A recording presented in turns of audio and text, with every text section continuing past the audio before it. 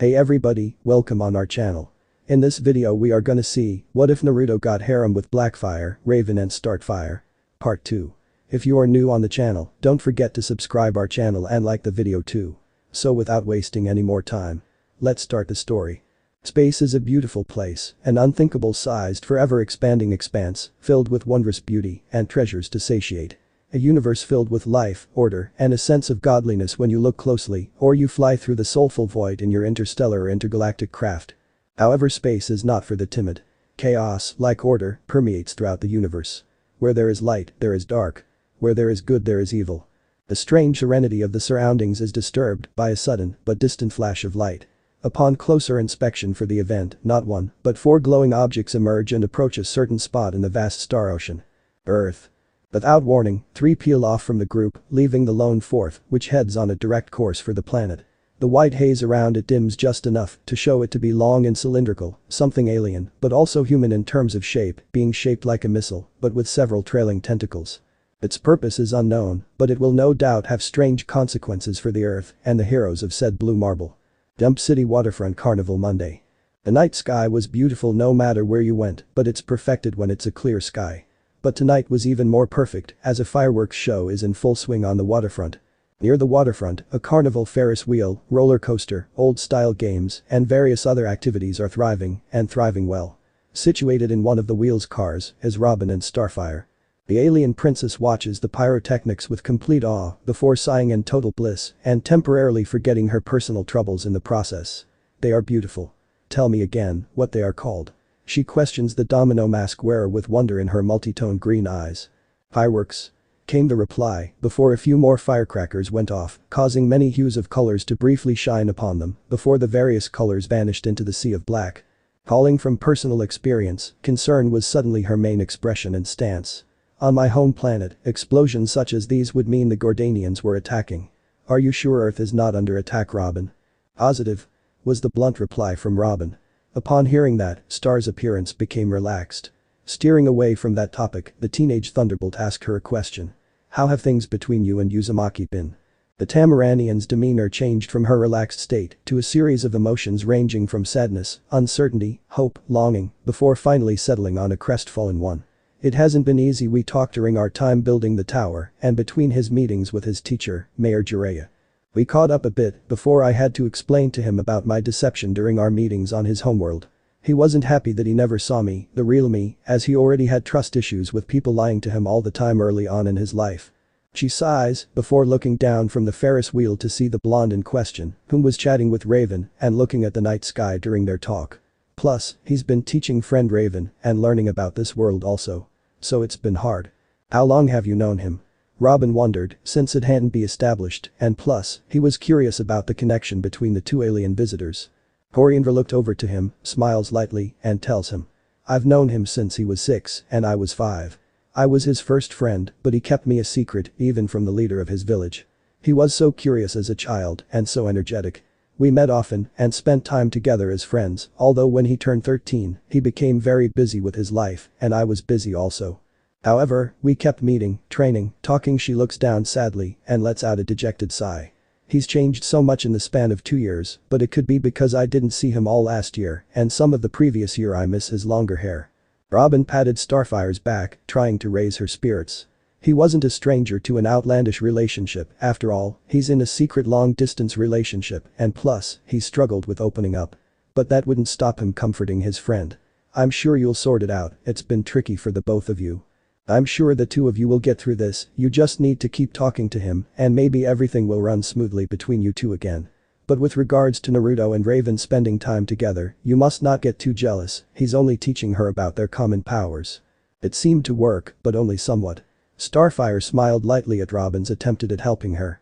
She did understand what he meant though, Raven had similar powers to Naruto, and so he was the best to train her.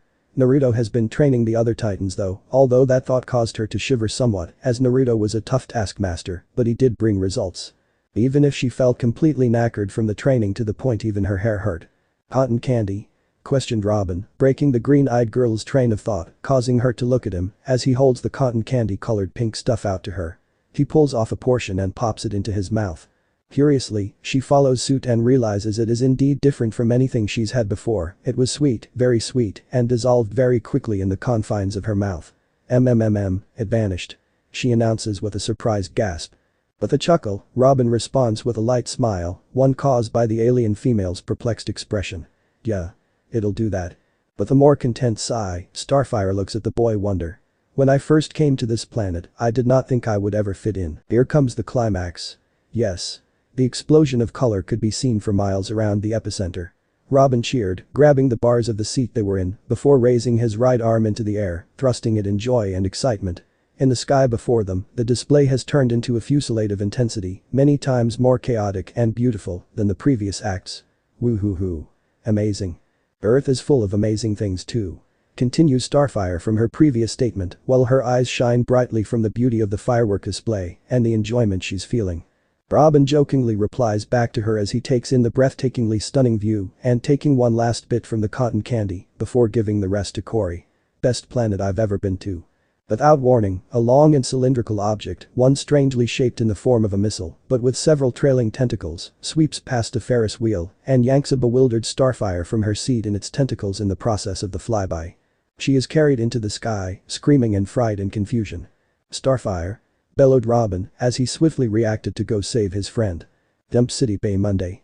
The craft at that moment was streaking over the bay at an alarming pace, so much so that the festival is now on the horizon. Starfire struggles against the hold of the tentacles wrapped around her, preventing her escape. Wherever you're taking me, I don't want to go. Understand? Exclaims the captured red-haired female. She fires a starbolt at the base of the tentacles, the missile-shaped body. The craft stops in mid-flight in response to the attack. It crackles all over with the energy of the shot, temporarily stunning it, while she extricates herself and bugs out, heading back to the Carnival. The construct goes after her. Dump City Waterfront Carnival Monday. Just before the event in the skies, down in the Carnival game booths, an old ring toss game is in full swing. Beast Boy's laughter echoes around the environment in excitement. The Green Machine and his friend, Cyborg, had been playing a few matches now and had tied after what felt like years due to their comical antics. "Booyah!" exclaimed the mechanical teen as he ready to high-five for his friend. "Sweet," commented the enthusiastic BB as he responded to Cyborg's high-five with his own. The two leave the booth as Beast Boy is handed his prize, which was a huge stuffed chicken. Cyborg was given a prize of his own, which was a large stuffed brown bear. Not far from them is Raven and Naruto, with the former leaning against a post, her arms crossed, and her expression showing her low opinion of the whole event. Naruto meanwhile was looking at the fireworks display. The two had been chatting every so often, but Raven did like the quiet, which was alright with Naruto. Raven did glance often at Naruto with a small smile, she did like his company. He was a tough teacher though, he was strict and he forced the team beyond their limits, always making them wear weights to increase their speed and strength, then the moment they got used to them, he'd up the weight in training. She shivered at his methods, but they did provide fantastic results. She had never felt more powerful in her life and she felt more in control of her powers. The others felt this way too, even if they didn't voice it, but she knew all of the team benefited greatly through Naruto's training. One thing that annoyed the whole team though was Naruto's openness about his past and training. While Starfire knew about both of those, knowing more of the former, he continually, but brilliantly, steered the conversation about his past to something else every time. Raven also couldn't look further into Naruto's mind, nor could she hear his conversations with his demons, almost like she's being blocked. She didn't know why, since she had never revealed her ability to read minds. The others she could read, but in the case of Naruto, it was as if he wasn't even there, and that annoyed her. "If I may ask, how are things between you and Starfire?" Opened Raven, as she knew this would help her gain some more insight into the current situation between the two alien members of the team. Naruto glanced at her, but he did seem to have a tired demeanor, she could tell he was despondent about the whole situation. "Well, I don't know, honestly. I have spoken to her during the building of the tower and between my meetings with the pervy mayor. I had asked her about the deception during our meetings on Gaia. As you could guess, I wasn't happy that I never met the real her. I had trust issues back then, and I thought I found someone different, it seems people will tend to not show trust." The blonde thought for a moment though, looking back at the sky. Raven looked over to him, understanding why he had trust issues, the two were nearly the same, so it wasn't hard. Another thing she knew was that he was now working as the mayor's bodyguard, but he was also applying for another job also. On top of that he was protecting the city and teaching them, so he was busy. "I guess I can forgive her though after all, it would be tricky to tell someone that an alien girl had landed and was talking with me. I would have been locked away so fast, or she would have been taken and experimented on. Naruto sighs and runs a hand through his hair. I do need to talk to Cory more though, I know she's still trying to adjust to the new me, she hasn't seen me in 2 years, give or take a few months. Raven nodded. You do need to talk to her more, I can tell she's been really down due to you not talking to her. I know she wants to be with you, and she wants things how they were when you used to talk all the time. Naruto smiled slightly, but suddenly frowned. She wants to be with me? What do you mean? Raven raised a brow and blinked. Was Naruto dense or something? She shook her head slightly and smirked. As a friend, Naruto. Like I said, she wants to be with you, like you two were together before, as close friends. Naruto smiles lightly before looking at her. I guess I could try, I know I've got to go to that meeting tomorrow with regards to that job I'm applying for. What's the name of the place you're applying for a job again? Raven asked curiously, as he had kept that tight as well, another issue of Naruto's that she likes, but also dislikes, since she likes to know more about the current situations. That, and also Robin had been sneaking around Naruto's personal barriers. The place called Freddy Fazbear's Pizza or something along those lines. Naruto replied looking at her, before looking beyond her and seeing Beast Boy and Cyborg walking up to them. Naruto didn't notice the shocked look on her face. Told you we'd win you a prize. Comments the smug changeling as he gives her the giant stuffed chicken. Raven looks at it as she takes it, looking at the stuffed toy with the most irritated look in the universe. A giant chicken. I must be the luckiest girl in the world. She comments sarcastically, which Beast Boy ignores as he beams a large smile. The quadruplets are disturbed as Robin lands not far from them, alarming the group. Naruto notices the lack of a person at the same time. As the traffic light-themed boy stands up, he announces in his leadership voice. Titans. Trouble. Where's Startfire?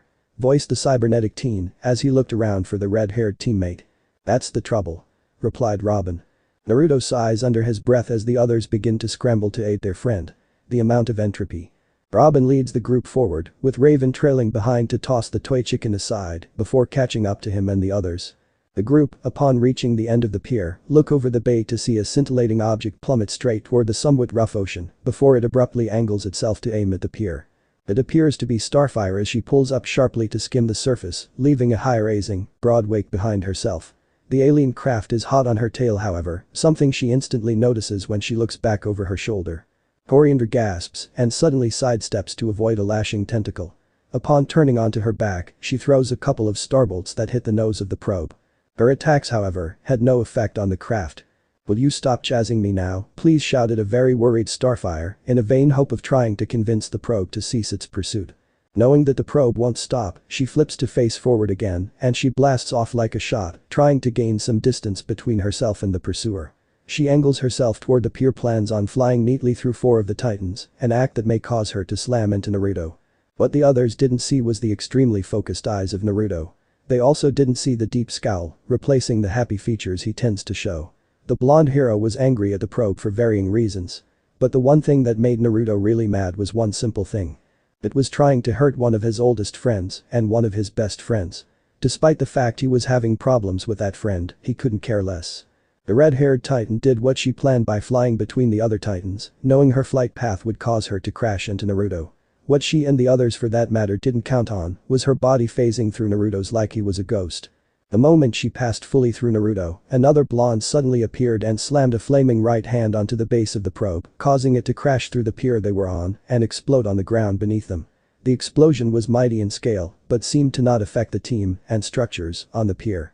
The bewildered Beast Boy gazed at the hole in the floor before he lifted his head to look at the 2 Narutos. He asked a question. So, did we just win? A very stupid question given what just happened. Dude, what happened to your hand? Suddenly exclaimed BB in awe. The other Titans also look, with Startfire flying to the front to look at her savior's right hand. All of them were shocked.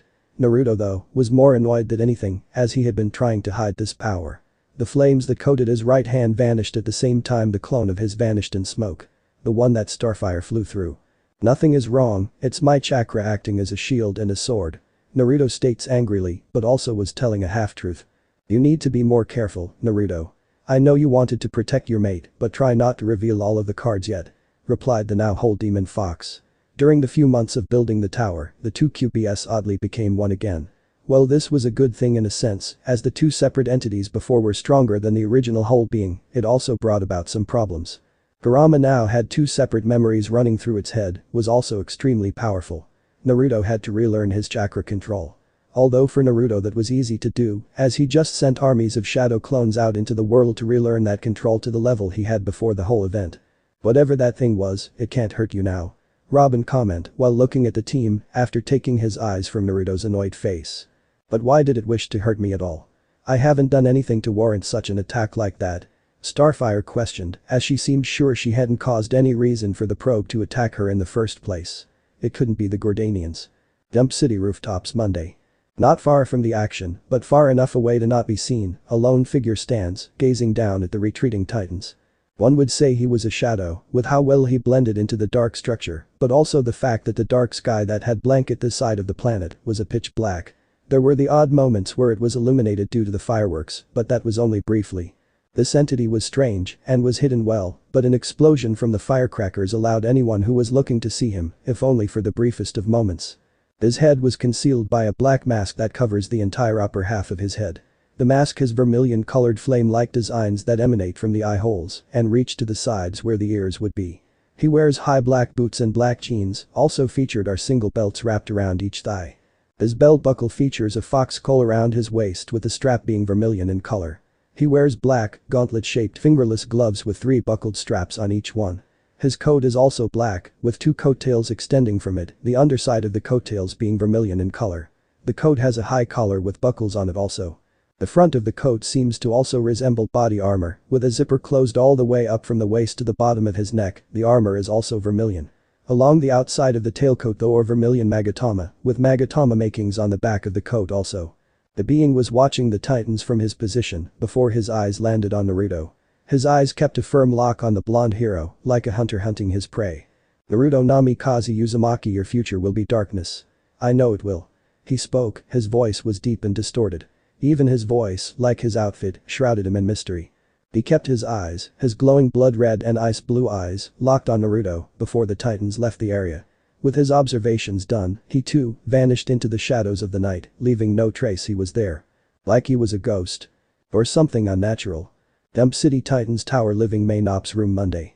The large room contains a number of flat panel computer displays, a well-equipped but small kitchen that has a large refrigerator. The room also contains a large TV and power storage of the tower and also houses the tower's main computer and communication suites. One wall is made entirely of glass from floor to ceiling. The color spectrum of the room is predominantly silver, brown, and black. It also has a large settee which half circles a round table. The room also has 3 doors, 2 that lead to the bedrooms, the third that is at the back of the room, with this one leading to the lower and higher levels. The operations center's rear door opens with Startfire coming through the threshold. She is certainly euphoric in body language. She enters first, while her teammates slowly make their way through the doorway, taking it in turns as all of them can't cram through the doorframe at the same time. My dear friends. Coriander announces passionately, gaining the attention of everyone in the room. It was as if a spotlight shone down on her at this very moment. I want to thank you for my rescue by reciting the poem of gratitude. All 6,000 verses. She continues with more passion and joy. The other 5, now inside the operations center, snap their eyes to the red-haired alien. Some even experience whiplash when they jolt their heads to look at her. It is as subtle as a car crash in effect. They could have sworn they heard a car crash in the distance also, causing Naruto to look around with a troubled look on his face. Startfire turns around to face the group with a large smile. Robin, Raven, Beast Boy, and Cyborg all suddenly point to Naruto and shouted in unison. He saved you, he should hear the poem. Naruto grumbles before grinning at Startfire. I'd love to hear it, Cory. But can you thank me later? In the meantime, he'd planned his revenge against his friends for doing this to him. The group of friends that had put it all on him looked at him as if he was mental. Startfire beamed a happy smile at him, liking that idea of her thanking him later. She did giggle at the gang for putting it all on Naruto though, she knew for a fact that he was plotting something against them for that. They are surprised when a young female voice announces its presence to the team. A voice that is a bit beepy, very suave, and somewhat seductive. I see you haven't changed a bit. Like Startfire, Blackfire, or Commander is tall, very beautiful, and has a slender but curvy body. However, she is slightly shorter than Startfire and has a bit thicker build. She has long midnight black hair with a purple tint and her skin is yellow tinted instead of orange like Cory's. Her eyebrows are small and are purple in color. Her eyes are also purple. She wears a sleeveless top showing her stomach, a mini skirt and thigh-high boots that were all black. She is also wearing a belt and has a darker silver armor plate on her neck, dark silver gauntlets, and armor plates on her shoulders. Under which was metal armored undergarments that covered her whole body except her face and hands. What Naruto and Robin both notice also is the difference in hairstyles. While they look the same, Blackfire's face framing bangs were longer, but her hair was shorter as it only reached her lower back, not her bum like Starfire's did. The teenage girl with an eerily similar appearance to Starfire smirked as she leans against the back of the couch before pushing off of it. It was like seeing dark and light using the same body frame when looking upon Coriander and Commander. When we were little, I was always rescuing Starfire. She continued in a sort of reminiscent but still confident tone. She laughed at the memories. Sister? Squealed Coriander as she happily flew over to Blackfire and hugged her tightly. A hug that even got the dark-haired sister's grin to waver slightly before the new visitor hugged back. The two separated the hug not long after. Starfire is stunned though when Blackfire holds up a beautiful, immaculate necklace, one that holds a large multi-tone green gem. The gem is mesmerizing, and it faintly reminds Naruto of the necklace he was given many years ago, before its destruction by his QB-controlled self, back during Pain's attack on Konoha. Naruto's reverie was curtailed when he heard the Dark Tamaranian speak. I brought you a present, sister dear. A deep gasp escaped Starfire, and her eyes threatened to take up her whole face at the sight of this trinket, albeit a stunning and beautiful trinket. A Centauri moon diamond. Where did you get? Asked a generally surprised Coriander before she was caught mid-sentence by her older sister. On the Centauri moons, of course. Commander interrupts in a matter-of-factly tone before she fastens it around Starfire's neck. Oh, look, it matches your eyes. The recipient, Starfire, beams a massive smile, her eyes wide as well in delight. It was almost as if her eyes were trying to mimic the gem in her new necklace. Somehow, someway, the sound of a cash register is heard going off. This caused Naruto to sharply look around, trying to find the source of the sound. You must meet my friends. The red-haired Tamaranian declared to her sister suddenly. Blackfire had no say in this, as she was suddenly yanked across the operations center before she could start a word or even think about saying one.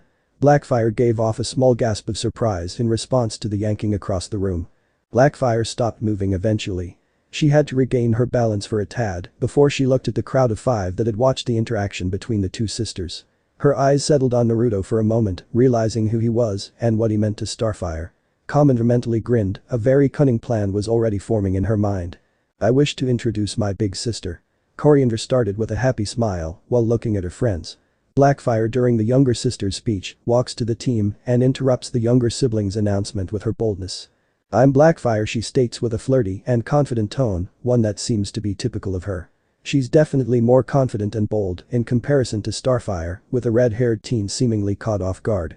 And since Star told me all about the Titans in her transmissions, let me guess. The newly revealed Blackfire continues as she points to Cyborg. You're Cyborg. Cyborg, being the friendly giant that he is, held out hand to her, wanting to shake hands with the new arrival. Pleased to meet you, little lady. Blackfire smiles and agrees to shake his hand, only for the sound of metal grinding together to permeate throughout the room. Blackfire had applied her otherworldly strength into the handshake. After the dark-haired sibling let go of the cybernetic teen's hand, the young man finds his fingers to have been squeezed out of alignment. Little lady, big handshake. Well, alright. The metallic teen praised, while seemingly not bothered about his hand. He had a replacement in his room. Although he never thought he would have to use that replacement after shaking someone's hand. Blackfire continued on her scouting of the team and she was now down to Raven. The first thing the Tamaranian noticed was the stunning red and black bindi on Raven's ash-colored forehead. I like that gemstone on your Ajna chakra. That truly surprised Naruto and Raven, but in truth, it also impressed the pair of them. You know about chakras? Raven asked with a ghost of a smile. Blackfire smiled and nodded. I got way into meditation on Altara Prime. She elaborated before continuing. I know you and Naruto are the only ones with chakra, maybe the 3 of us could meditate sometime. She offered with the same smile. Besides, it looks as if you all have been training hard. That caused everyone in the room, except her and Naruto, to shiver in slight fright. The training hard segment was true, as their trainer, Naruto, was a tough taskmaster. Beast Boy makes a small comment regarding the training. Dude, we get worked to the bone, our teacher is a real sadist. If we fail, we have to do it all over again. Then he throws his energy attacks at us during our exercise as a surprise attack. Even the hairs on my head hurt after it all. Naruto's right eye twitches in annoyance at Beast Boy's bitching regarding his methods. He edges closer to him with an irritated look on his face before the blonde slaps the green-haired teen around the back of the head lightly, still making the green machine hold his head in pain. Stop moaning, or I will increase everyone's levels of training by 10 and you will get less breaks. This causes what is undoubtedly the most bizarre scene in the eyes of the older Tamaranian as the other members of the Titans, including her sister, quickly get on their knees in front of the blonde and are begging Naruto to reconsider his words. "Please, don't do that to us, we'll be good," cried Cyborg. I take back what I said, Naruto," Beast Boy begged in worry. "Please go easy on us," commented a distressed Starfire. "Don't go that intense, Naruto, please." Raven stammered out, even her Amada clones were doing this act and saying the same words, not wanting to experience the torture training. "Please forgive Beast Boy for his words," voiced out a calm but still very worried Robin. What was making this experience even more bizarre was that fact that all of them were using puppy eyes on Naruto, whom was starting to lose his resolve before he finally succumbed to their puppy eyes, and please. Naruto sighed loudly before slapping his face. "Fine, I won't increase the levels and I won't take away your breaks as well. Now get up, we've got a beautiful guest here and I don't think she wants to see all of you begging me with puppy eyes." The other 5 members of the Titans quickly got back into their original positions before the event, however, it left an imprint on Blackfire's mind that no amount of alcohol could get rid of. Despite that, she was flattered by Naruto's comment, causing her to smirk. Shaking her head, she moved on to the next person in the lineup, the one who caused the whole mess between the team and Naruto. "Beast Boy. What's up?" she greeted with the same flirty smile. "Nothing but the ceiling, baby," replied said changeling.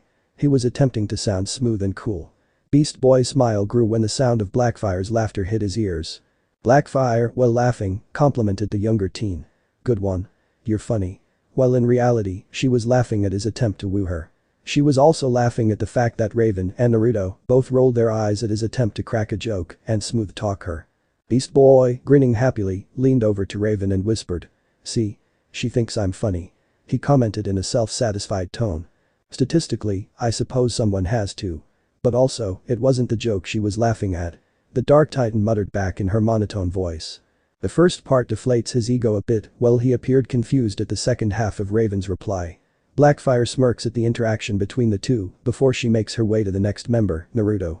Naruto's eyes lock onto hers the minute she stepped in front of him. He was taller than her, like he was with Starfire, however he was shorter than Cyborg. Naruto had to admit she was gorgeous, powerful, and deadly. She had the most beautiful shade of purple for eyes and he could easily make out the slight purple tint in her hair. Her lips also seemed very soft but he could tell she would be the rough type. Naruto did wonder about her personality though. What he did notice during the interaction between the two sisters before was the negative emotions emitting from her and being directed at Starfire. Something he will need to dig into later. Blackfire was doing her own observations of the blonde male. Her smile grew into a more seductive one from her flirty one from before. He was handsome, his skin tone was perfect, his sea-colored eyes, God those eyes of his, she would allow him to gaze at her all the time. His messy blonde locks that she could run her hands through and his skin-tight bodysuit under his haori left nothing to the imagination. He was perfect in looks. What really got her attention was the power he held. She could feel the power radiating from his being and it was intoxicating. Starfire wasn't kidding when she told her that Naruto emanated power, it was incredible, and if what her sister had told her was true, he hadn't even shown his full power and he was able to beat Starfire and the rest of the team at the same time. "Naruto Namikaze Uzumaki, huh?" commented the flirty Blackfire as she walked around Naruto slowly and was taking in his form. She loved what she was seeing. Naruto smirked as he looked at her every so often, his eyes looking up and down her body, taking in her form as she was taking in his. His eyes settled on her lips when she completed a circle around him and settled for standing in front of him. He looked at her eyes before replying to her. "And you're Blackfire, Commander, right?" Blackfire put her hands on her hips and looked at Naruto's face while he was gazing at hers. "Starfire told me a lot about you, but she always states that you're one of the strongest fighters on the team. Perhaps we should fight someday soon. I've been itching for a good fight," she finished with a flirty slur. Naruto raised his brow at her before his eyes widened at her declaration at the end. His eyes focused on hers. "You want a full-blown fight, the first to fall unconscious loses." He was somewhat surprised, but he quickly gained a fire of excitement in his eyes. "Oh, I'm game, just tell me when and where, Blackfire." The two had grins on their faces, both filled with excitement and battle lust. The two really wanted to have this showdown. Blackfire was impressed, Naruto wasn't backing down, and she wanted that spark. Starfire was looking on with wide eyes, she knew her sister was battle hungry, the older sibling always loved to fight and always boasted about it. But the fact that Naruto wasn't backing down was alarming. She had thought that he wasn't as battle-hungry, despite the way his world was. She was clearly wrong, and now he was agreeing to battle her older sister, who was very proficient in the art of hand-to-hand combat and was also as talented at using her energy attacks. Blackfire smiled before continuing to the line to the last member of the team, the leader. Her thoughts still lingered on Naruto, but she put them aside when she stepped in front of Robin. And you must be Robin, the illustrious leader of the Titans. She quickly appears behind him before running her fingers along his cape. Oh, I am loving this cape. It's positively luscious. She remarked with a light giggle. Thanks. It's a high-density polymerized titanium, 10 times stronger than steel. He elaborated with a nod and a barely noticeable grin. Fascinating. So, beloved sister, what brings you to Earth? Asks a wondering Startfire, as she wanted to know why her older sister was here. Heck, they all wanted to know why. As Blackfire saunters to the couch, she explains with a shrug. I was in the quadrant. Thought I'd see if Earthlings like to party. She hops over the back of the couch and sits with a leg crossed over the other and her arms resting to the left and right of her on the back of the chair. Besides, I needed a rest. Nearly got sucked into a black hole on the way here. Almost as fast as lightning, Beast Boy, Cyborg and Robin are at the settee, surrounding her and showering her with questions regarding the event with the black hole, leaving Naruto, Raven and Starfire at the kitchen counter. Naruto simply was annoyed at the boys, but asked Raven to help him find information regarding lost continents, while telling Starfire that they needed to talk soon. Hey Naruto, dude, don't you want to hear this, shouted Beast Boy from across the room, causing the closest to him to wince at the bellow. Naruto shook his head and replied as he began walking to the side door. No, I need to find something out. I will hear it another time, but I need to figure this out right now. Blackfire raised a brow at the blonde at the reply, while Robin nodded, completely understanding why, as did Cyborg. What is he trying to figure out? Questioned Blackfire, as she was curious about what was plaguing the blonde male. She knew that Naruto had meetings every 2 days with the mayor of the city, but he was wanting to find something out. The question was what Naruto was wanting to find out. Robin wanted to change the topic back to what it was originally, before anyone could answer Blackfire. She wanted to know everything that included Naruto, since he was her first target. Amandra shook her head and smirked. She was going to learn more about the team soon, and she wanted to know more about Naruto, and with how BB was, he would spill the beans to her as it were, as he was too in awe of her beauty and flirty nature. Okay, so I'm cruising through the Draconus Nebula, and… Blackfire? Interrupted Starfire from her position in the kitchen. You know that nebula is full of black holes. Travel there is forbidden. She continued with a reprimanding tone and expression. Utter silence is the answer to that remark, and funny looks from the group at the couch. The dark-haired sister, giving a hard-hearted shrug before replying to her more innocent sister. Most fun things in life are. Now be a sweetie and bring me one of those sodas I've heard so much about. She lectured before turning to the boys once more. So anyway, I'm zooming over an event horizon, approaching light speed, when all of a sudden. Starfire walks toward the refrigerator, completely tuning out her sister's epic tale of survival. She opens the door, showing the inside of it. While it is very clean and spacious, it has little to no food inside it. She sighs before getting the only soda in the fridge to give to her sister. In a disgruntled fashion, she whispers to herself. I see you haven't changed either. She closes the door. City Titans tower Naruto's room Monday. Naruto's bedroom door opened to the sides, allowing the blonde to enter his own abode, completely made up of things that belonged to him and what he acquired through his secret job, a job that only himself and Jiraiya knows about. His bedroom was large like the personal rooms of the others in the tower, and it had plenty of decoration. It featured a super king-size bed with black pillows, black sheets, and a flaming orange and black cover. It has a dark oak wood bed frame that creates the headboard, footboard, and bed rails, all of which had very beautiful intricate carvings on it. Beside the bed was a small set of modern drawers made from dark oak wood. The room had 2 large dark oak bookcases, one held many books, with the other containing scrolls of varying shapes and sizes. It also had 2 tables and a double dresser, both were made out of dark oak wood and modern in design. The curtains were black and orange with the carpet matching. The upper half of the walls and ceiling were black, while the rest of the wall was dark oak wood. Various posters, maps, and photographs were displayed around the room, with a large board at the back of one of the tables to pin images and sticky notes on. He also has a very comfy orange armchair next to his bed. Naruto walked across the room to the left side bed where the small drawers were, opens it, and pulls out an orange book, which has diary written in a striking and appealing font. He creates a clone, who takes the diary, before sitting in the armchair and begins writing in it. The real Naruto in the meantime was going through his scroll-filled bookcase, trying to find information regarding a secret mission that Jiraiya had given him. Naruto searched for some time, but couldn't find anything, so he created clones to search through the scrolls and books while he turned in for the night. Dump City Titans Tower Living Main Ops Room Tuesday. The team had slept well, most of them anyway. Beast Boy had dreamt of Blackfire and them two flirting. He was showing off his moves, Aka, his shape-shifting ability in his attempt to woo her more. Startfire had a troubled sleep, she was also thinking about her sister, but in a totally different manner. She was really afraid that her sister would take her place on the team, but also she was very worried about the interaction between her crush and her sister last night. That was the subject for more of her nightmares and worries. She was trying to push it away, Naruto wouldn't see Blackfire in the romantic type of way, right? She shook her head, exploring the corridors of the tower, calling for her sister. "Sister, I need to talk to you."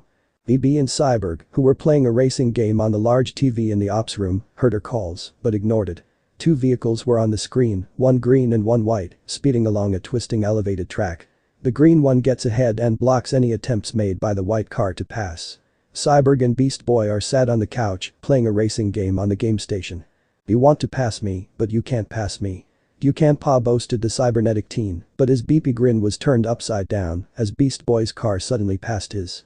Surprised, he shouts in shock as the changeling grins a devious smile. "You passed me." Heighten the turn jets and nitro. He jumps up not long after and does a laughing victory dance, while at the same time, Cyborg slumps over in defeat.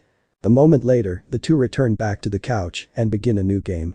Starfire walks up behind them at this exact moment with an investigative expression. "Has either of you seen Blackfire?" "Lazenby?" Beast Boy questions with adoration. "She was here just a second ago." His face goes red with annoyance, while Cyborg grins. The reason being that his car was knocked aside by Cyborg's car on the game. "Aw, yeah. Back in the lead. Mwahaha. Here or to heartily laugh. May I join your game?" Starfire asks, as she takes in the game with her own jade eyes. It does seem like an enjoyable experience. "Winner plays Blackfire." The metallic male replied bluntly. "Yeah. She rules at this game." Added a very love-struck BB, who might as well have love hearts orbiting his head. He was daydreaming of the dark-haired visitor from the stars that he didn't notice his car getting smashed off course. Starfire, visibly deflated by the responses she had gotten, turned away to look for her sister. "I see." Dump City Titans Tower Starfire's bedroom Tuesday. Some time had passed since Starfire's meeting with BB and Cyborg. Starfire's bedroom was very clean and neat, it had no forms of dirt or uncleanliness. The one thing it did have though was the atmosphere of the room was very feminine. With pink and purple walls, pink curtains, dark purple doors, purple drawers, small purple tables, a purple bookshelf, and a purple lamp. There is also a circular-shaped queen-size bed with purple sheets, pink covers, and pink pillows. There was also a TV on the wall next to the window, and next to the half-filled bookshelf, many photos decorate the wall. Stood next to the bed is Blackfire, whom is glancing around the room with a disgusted frown. There was too much pink. She liked darker colors and was glad that the spare room next to Robin's was much darker than this. Right now though, she is only wearing her underwear, which consisted of black and deep purple lace-trimmed panties and bra that had see-through sides. Her body was nicely toned, there was just the right combination of muscle and curves. Her curves were more noticeable than Coriander's, the younger sister was slimmer, didn't have as much muscle, but still had curves. She had gone through Starfire's wardrobe, quickly discovering that her younger sister only got the same clothes about 24 times. On the drawers not far from her was a parchment, upon which was the marriage agreement between her race and the race of Gaia. She was going to write her name down soon, get Naruto to write his, and poor Starfire would be left alone. Not able to get the one she wants. Smirking at her ambitious and cruel plan, she put the clothes she had borrowed from her dear sister. All the while not noticing the wind picking up. That wouldn't be such a bad thing, but the window was open and the drawers was right in front of it. The document containing the marriage between the Elementals and Tamaranians was blown from the drawer's top and sent flying across the room before mysteriously sliding just behind the bookshelf with the dark-haired alien not spotting it. Blackfire, upon putting the clothes on, quickly disliked how much they showed of her flesh but swiftly stopped her train of thought. This could help tease Naruto. I knew he was eyeing me up last night, but also, I might be able to get more information from Beast Boy if I show some leg. Smirking deviously, it quickly transformed into a shocked one when she noticed the contract wasn't where she placed it. Fearing the worst, she dove for the window, poking her head out, and quickly tried to spot the manuscript, but no avail. Tutting angrily, she pulled her head back in, straightened her hair out, and went to find Robin. He was the leader of this group, so she could try to get into his deeper into his good graces, boot her sister out, and replace her. She had been showing him some of her alien martial arts, bragged about her superior fighting talent in front of her younger sister, before continuing to show how much better she was to the leader of the Titans. Walking with a purpose, she left her sister's overly pink room and made haste to find the gang. Dump City Titans Tower Living Main Ops Room Tuesday.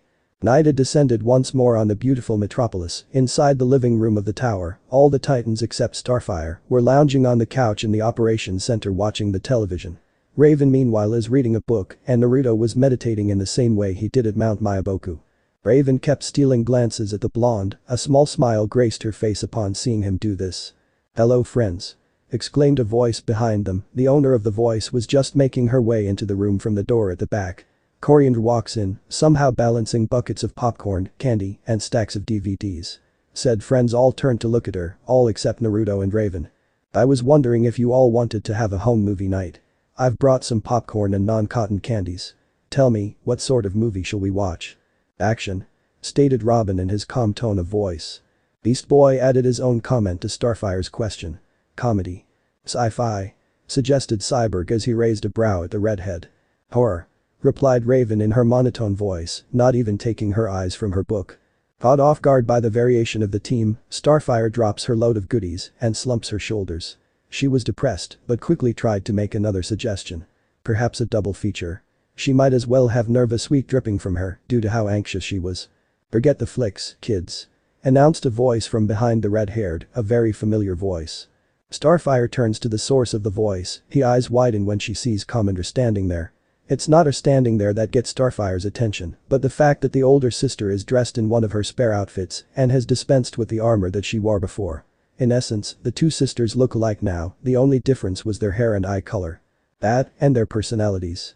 The minute Blackfire entered the room, Naruto caught wind of her negative emotions, all of which were directed to the red-haired alien.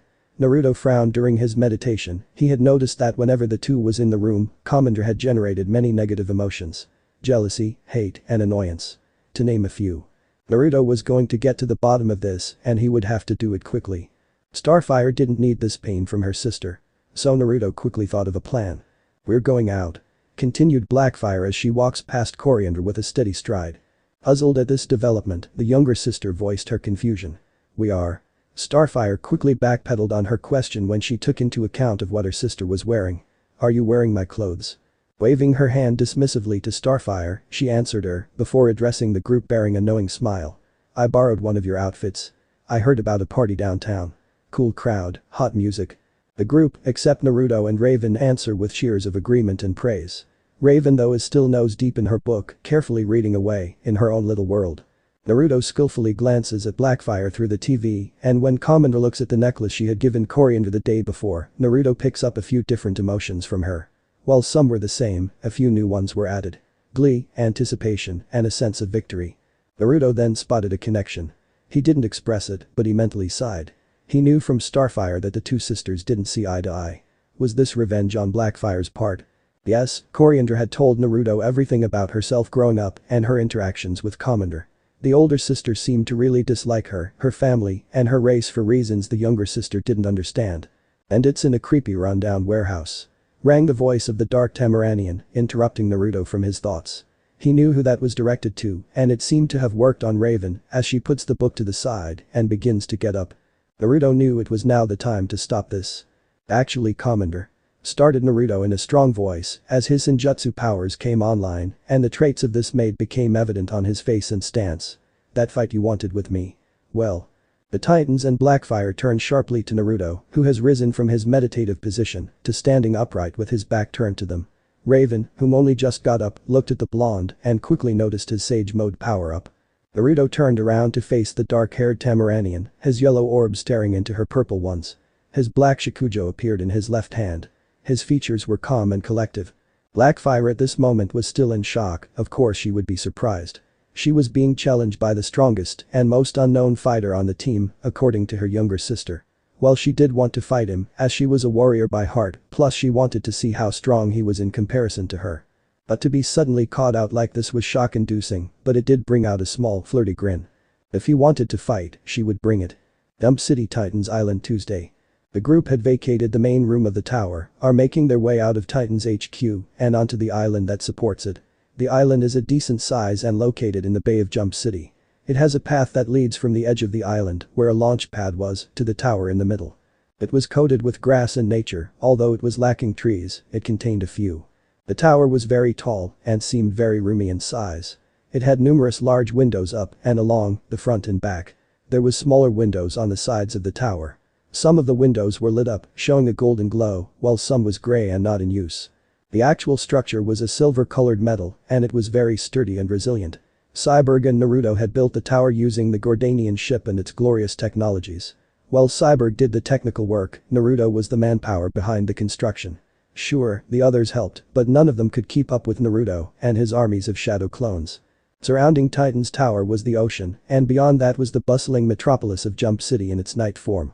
Like when Naruto got it, it was a beauty, and it still is. There were lights dancing in the buildings and on the streets. The urban lights were beautiful in a strange way. If only the lights were off, and then we'd see a marvelous spectacle of light in the heavens. "Are you sure you want to do this, Naruto?" questioned a worried Startfire in a hushed voice to the blonde. Naruto barely nodded. "Yes, I have to do this." Before Startfire could ask him what he meant, Naruto walked forward ahead of the group and used the wind to stop the Titans from moving ahead. Only Naruto and Blackfire would dance this night. The two stopped meters away from the audience and faced each other. One with grace and calm, the other with confidence. "The first to become unconscious, remember," voiced Blackfire in the form of a statement just to clarify the gravity of the situation for Naruto. She got a nod in return, as the blonde seemed to generate a blue aura that seemed to be warm, inviting, and loving. But you could notice power, pure power, a ballet of light and darkness seemed to exist in his aura alone. Perfect balance, wondered Raven as she saw the light and darkness in Naruto's chakra aura. It was incredible to see such a balance, such stability. The fact that Naruto was in control of his power all the time, wondered if she could ever get to that state often, or, maybe, become balanced indefinitely. If only she was in control of her powers all the time.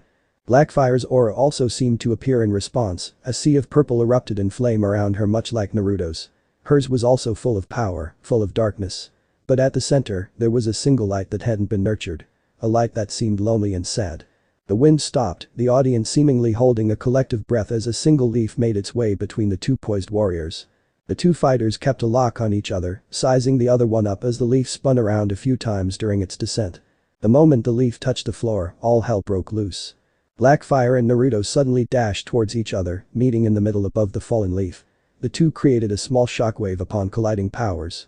The two exchanged powerful blows repeatedly, with both trying and failing to lay a harsh hit due to the other blocking or evading. Amandra went on the offensive, not allowing the blonde a chance to attack. She quickly knees his stomach, forcing the blonde to recoil forward before spin kicking him up into the sky. She chases after him in a blur and is suddenly on him again, not allowing him to take a breather. Naruto bursts away from her before jumping into the offensive seat, quickly forcing her to guard and weave from his attempts.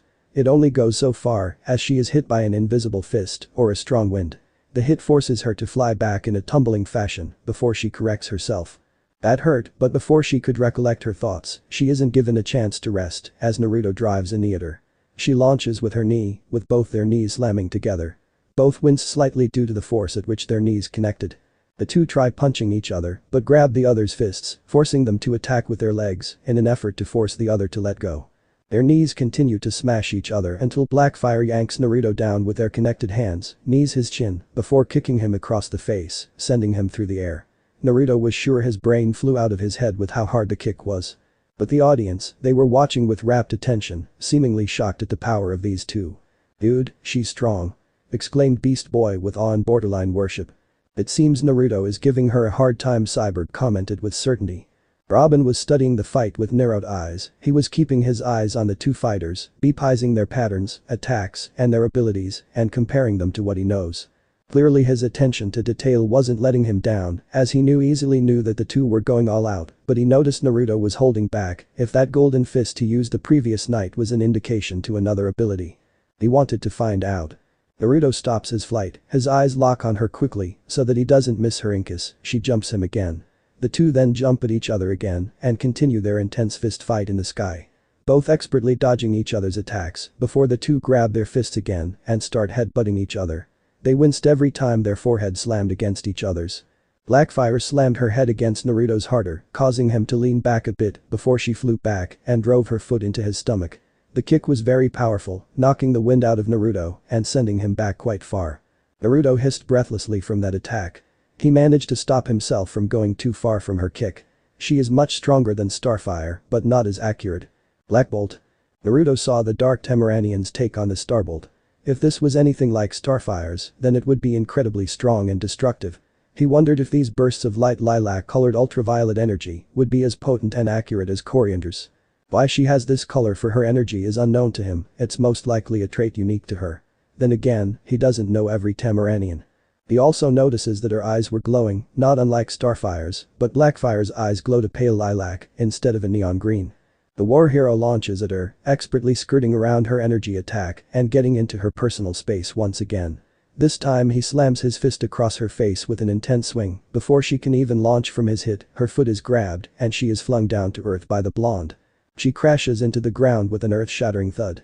Dirt and soil is kicked up, forming a shroud around the new crater, preventing the team from looking at Blackfire. Starfire was worried about her sister, she was wanting to stop this fight desperately. She cared dearly for her sister, she always wanted to bond with Blackfire, even if the older sister had performed questionable acts towards her. The red-haired alien couldn't bring herself to hate her older sister, no matter how much she tried. Raven glanced at the worrying Coriander, she could sense the alien female's distress, but the minute Blackfire stood up from the impact zone, the distress was lifted, but only slightly. She focused her eyes on the floating Naruto, she was in silent amazement at his powers and skill. Clearly his powers was beyond her level, or even higher. And he wasn't trying. Hamindra at this time had evidence of the fight on her skin and clothes. She had a few scratches, red marks and dirt marks. Upon floating back up again, Naruto had similar markings on his body and his clothes were slightly damaged. She quickly then released a barrage of black bolts at him, catching him by surprise as he didn't guard in time. The blonde was struck hard by that multiple energy volley, but he soon was surrounded by a smoke cloud due to the intensity and fierceness of the onslaught. She eventually stopped her attack and kept her gaze on the cloud. The smoke stuck for a few moments before it was blown away from the inside. Naruto was still standing, but he was more worse for wear. His entire left arm was now shown to the world as the bodysuit had been destroyed there. Some of his haori and pants were damaged also, he was also showing more grazes and damages on his skin. Naruto then quickly appears in front of her, knees her in the stomach, before bringing his hands down onto her back harshly in a sledgehammer-like swing.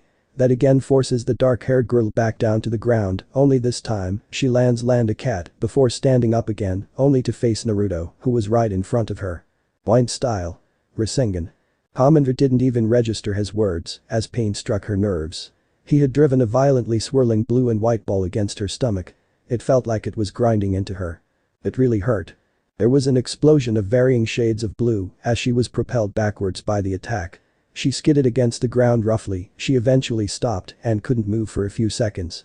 She carefully got back on her feet again, trying to regain her balance from her spiraling flight. She shook off the pain her stomach was feeling at the moment as she addressed the person she was fighting against. Her eyes flared up again, burning brightly in power once more. Naruto at the same time released a breath he didn't know he was holding. Before he and Blackfire stalked towards each other, before they flew at each other once more, getting into another intense close-quarters scrap, dealing more damage to each other.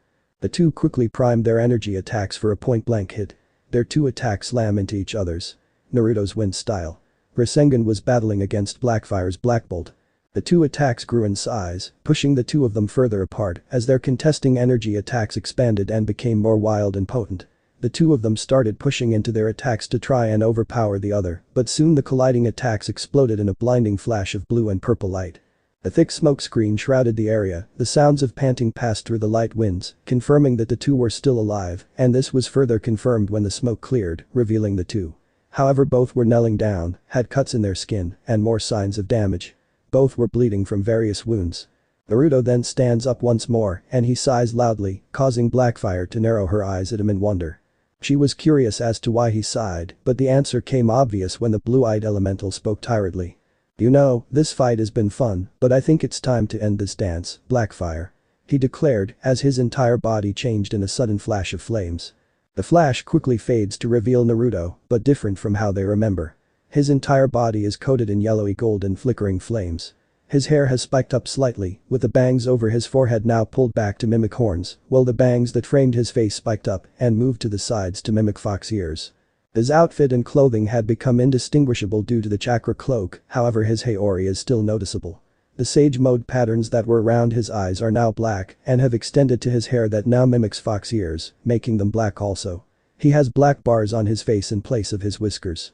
The Magatama patterns on his outfit are now black and he has black patterns on his stomach, legs and arms, consisting of thick lines and spirals. A white circle is visible in his right palm. Another noticeable thing is his eyes, now being a more fiery orange, but still having the toad pupil, still showing that his sage mode was active. The form screamed power also. Clearly the others were surprised and shocked at his form. Raven's eyes were wide at this form, the chakra he putting out was intense, potent, deadly, but so calming, peaceful, and loving. It was a strange contradiction. It felt similar to her white raven state, but also felt different at the same time. Her Amada clones were trying to figure out what this form was. She also had a small blush on her ash-colored skin.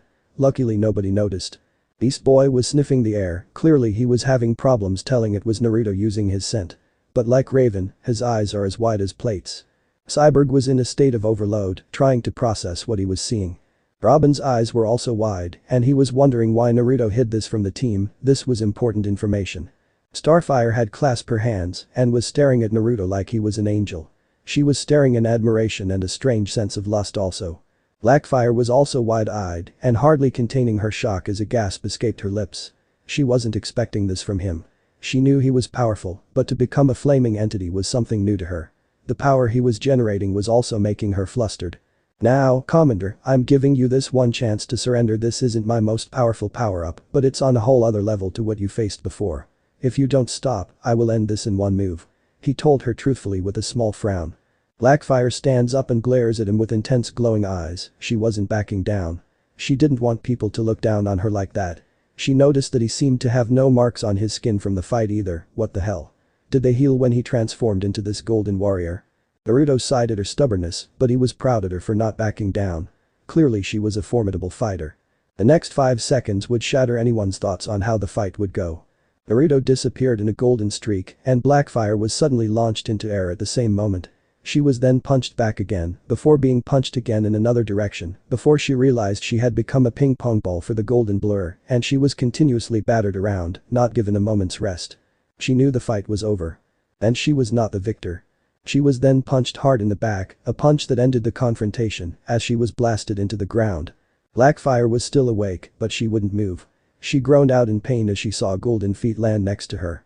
She rolled over to look at the person who had defeated her. He looks at her sadly, before kneeling down next to her. Commander's eyes had stopped glowing by this point and she was just gazing at him. She was wondering why he was doing this, what did he have to gain?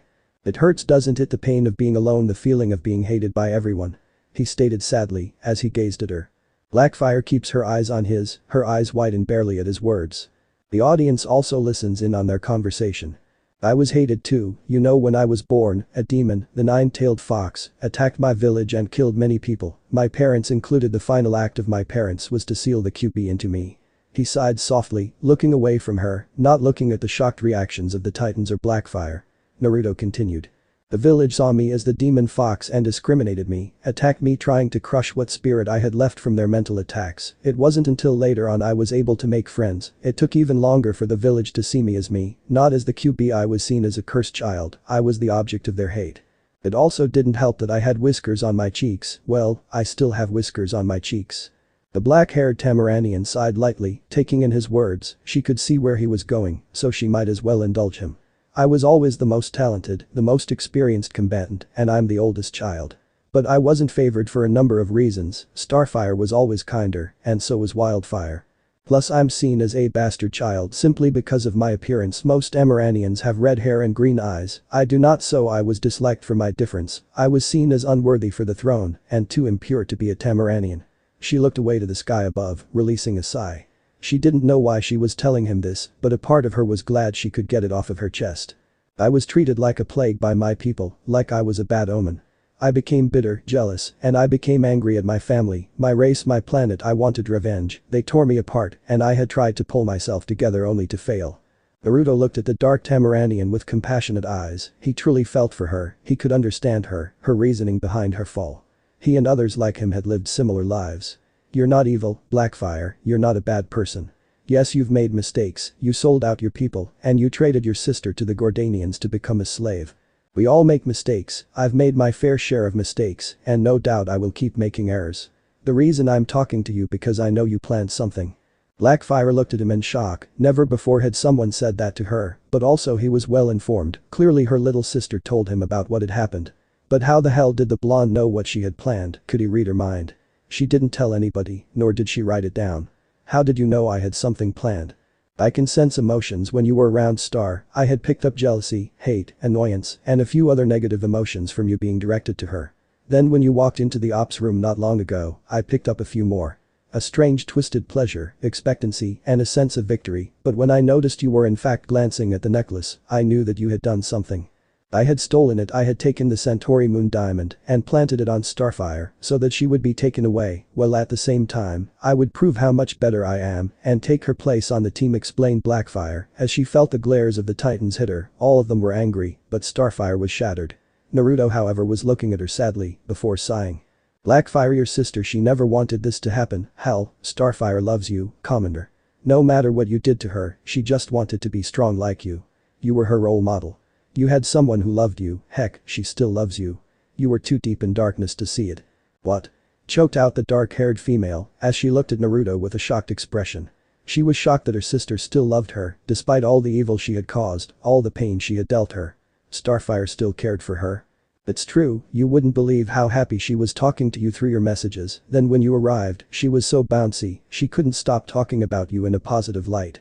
Like I said, you couldn't see it because the light you have has been surrounded in the darkness of the hate you had absorbed by your race when they picked on you. You have someone who cares deeply for you, if you only open up, you shall see it, and heck, you might get more friends, and much more. Blackfire could hear the truth in his voice, he was honest to her from the second her spoke. She looked over to her dear sister and saw her jade eyes shining with hope and love. The love the blonde spoke about was true, Startfire loved her. She had been blind. She shed a tear as she looked back to Naruto, the one talking her out of her darkness.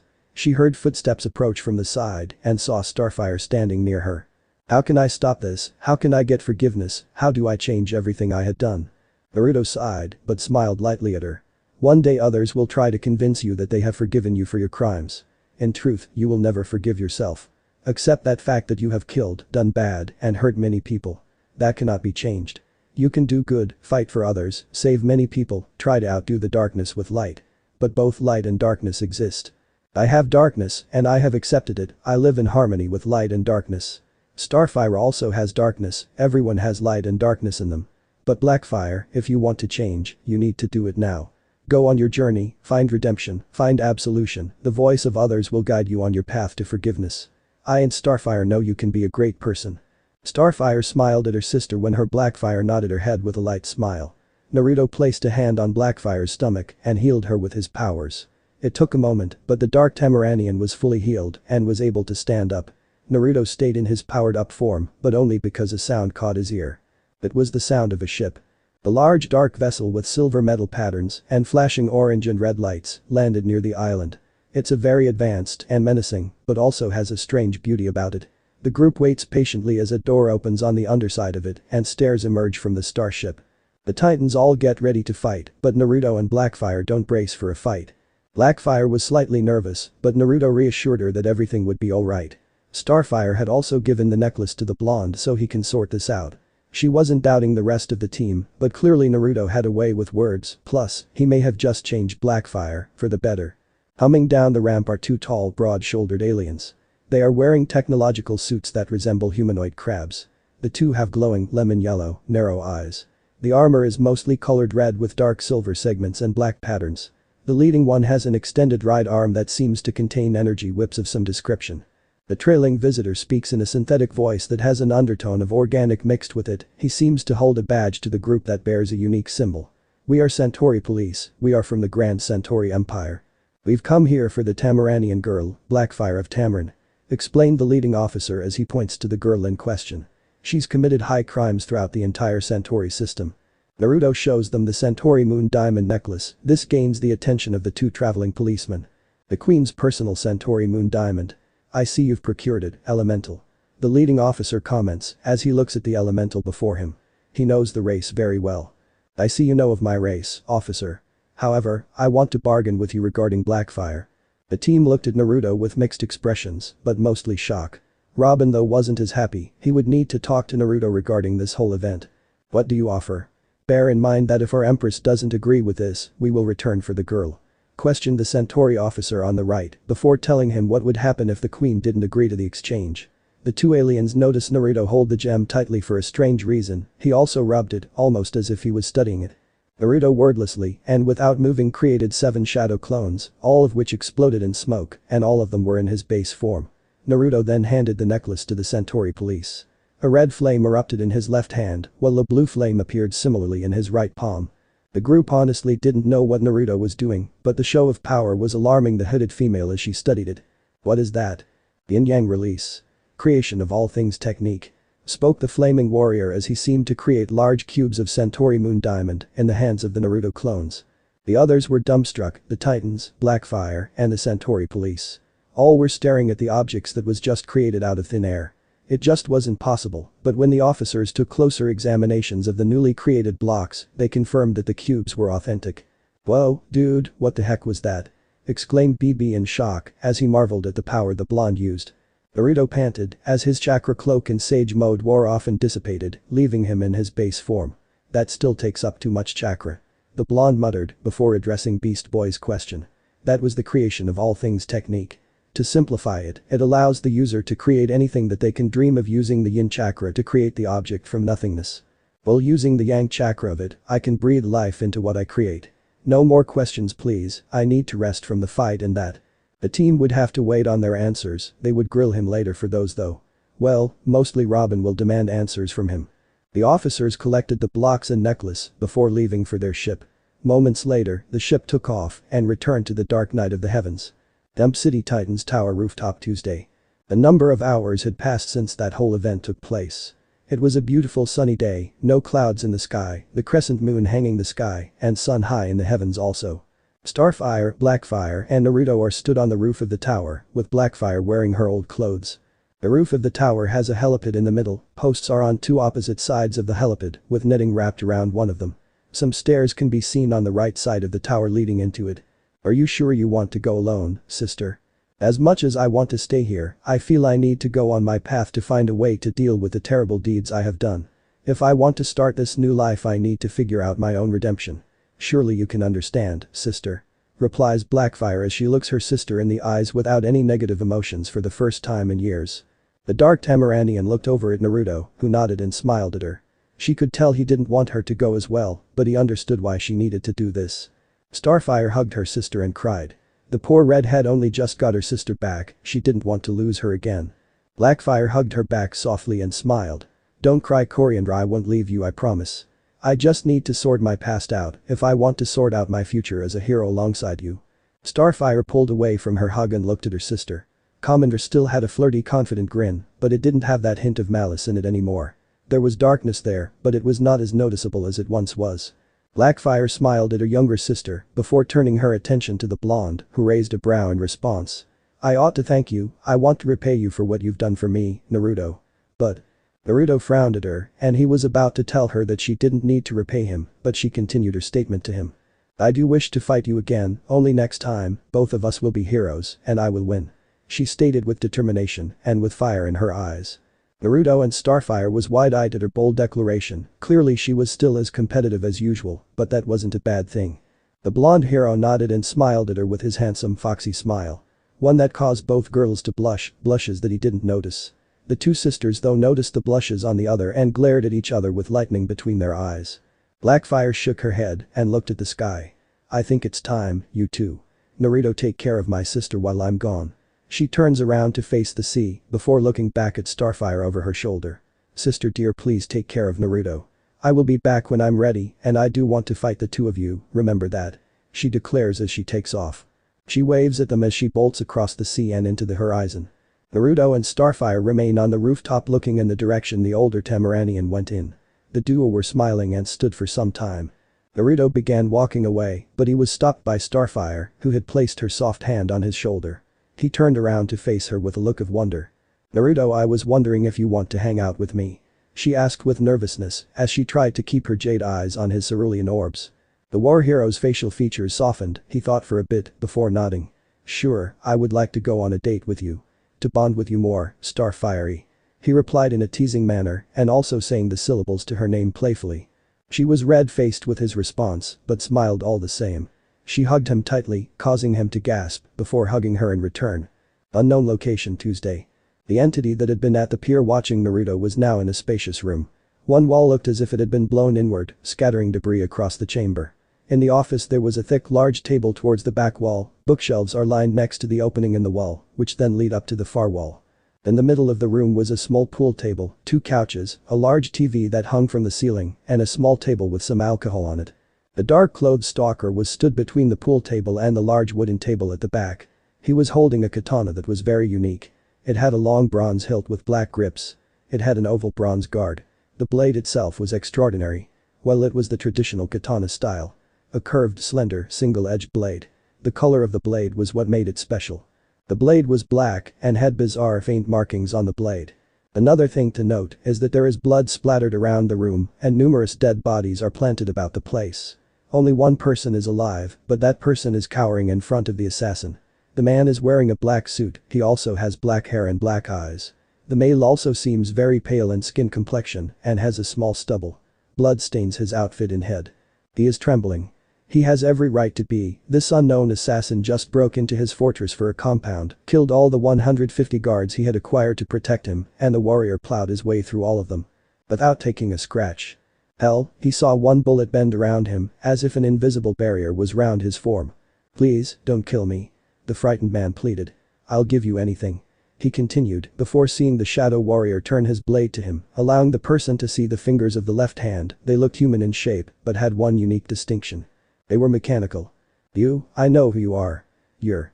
The sickening sound of blade connecting and slicing through flesh echoed throughout the room. The man didn't even scream in pain, but the expression of his told everything about his sudden demise. The man wasn't even whole anymore, but rather chunks of meat scattered across the table and floor, and blood sprayed across 3 walls and the ceiling. Only half of his face remained, and the look of terror on the dead man's face would be never forgotten by the first person to look upon it after this entity left. Yes, I, the Night Fox, have returned. Spoke the now identified stalker of Naruto Uzumaki. End chapter. So this part ends here. If you want to see next part of this series, like the video now and share the story with your friends. Bye bye.